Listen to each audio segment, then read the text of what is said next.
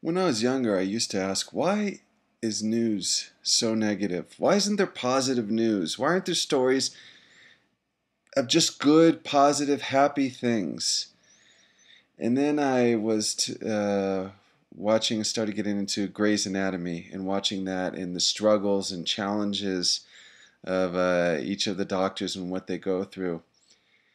And then I look back at my life and all the challenges and struggles and trials and tribulations and realize that there's something deep within the human spirit that needs adversity, needs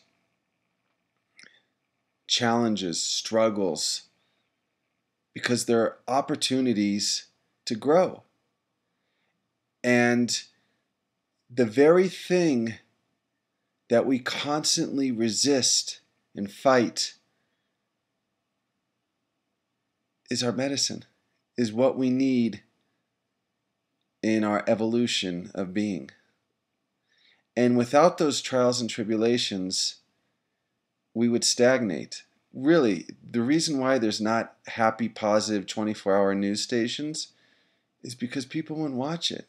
If there was a demand for it, it would be there. The reason why Grey's Anatomy isn't about happy, positive, never any problems is because it would be boring.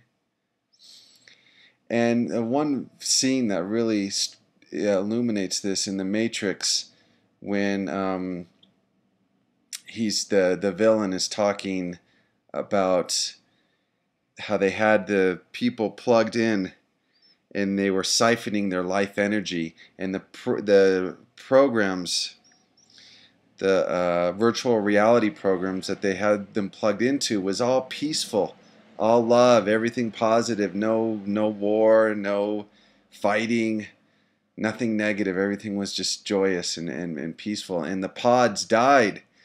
The humans died one after another, and they couldn't figure what was going on here. And so they changed the program to more simulate what happens in the real world.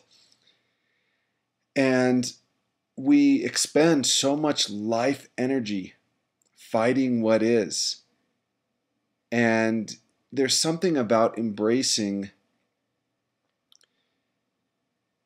one, who we are with all our foibles, our shortcomings, our flaws, our failures, our lack of ability to be the people that we want to be, and just embracing that and accepting that. There's such great peace in that because nothing is perfect.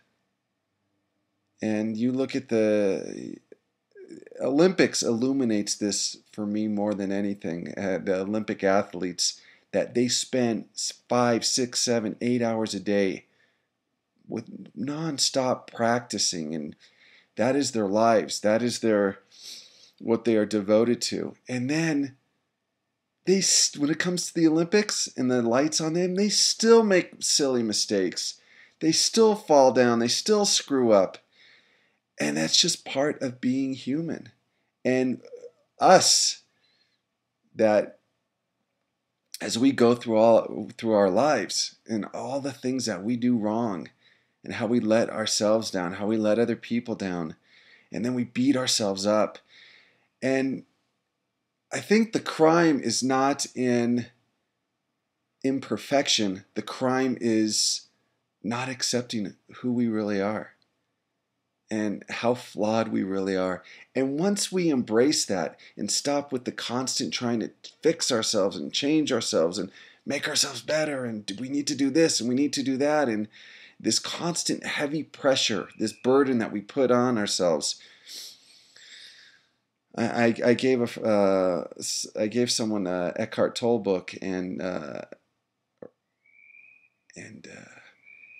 she read it and she said, "Oh, I was reading the book, and then I was saying, oh my God, all these things, all her shortcomings, and how she got stressed and how she was not in the now, became suddenly a heavier burden because she was so trying to fix herself and say, no, I read this book and I realize that's where I need to be, and I need to be in the now." and then she beats herself up because she can't live according to as the teachings of Eckhart. And man, we just pile one burden after another. I thought, how? And every now and then you meet people like this, but people that are just content as they are. I was in Mexico on the beach, and I met this guy, and he lived in a small little trailer on the beach, used the public restroom, and he was an American guy who just said, you know what, I've had enough. I had enough of America. I had enough of the struggle, the trying to get ahead, the trials of being in the rat race. And he said, I'm done. And he sold everything he had and moved down to Mexico and just lived on the beach, drank beers, went surfing, and he wasn't sure. He didn't have all these New Year's resolutions. He didn't have plans on how he's going to get it ahead, how he's going to improve himself, the next seminar he's going to go to, the next self-help book he's going to read. He was just being, and he was definitely flawed. He liked to drink, he liked to party. He was I guess it's all subjective, flawed in whose eyes, but I think, if you ask him, he said, yeah, I have my problems, my shortcomings, but he was just at peace with them.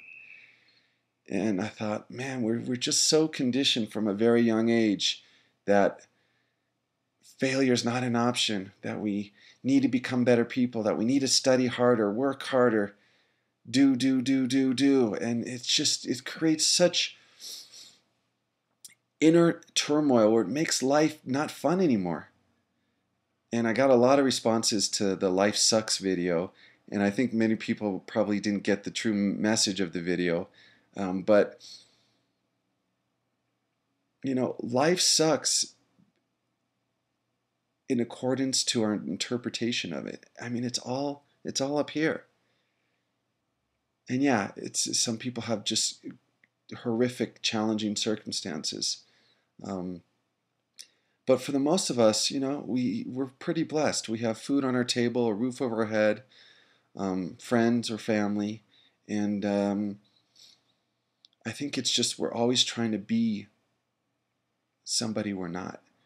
We're trying to achieve something that maybe is not realistic. And instead of just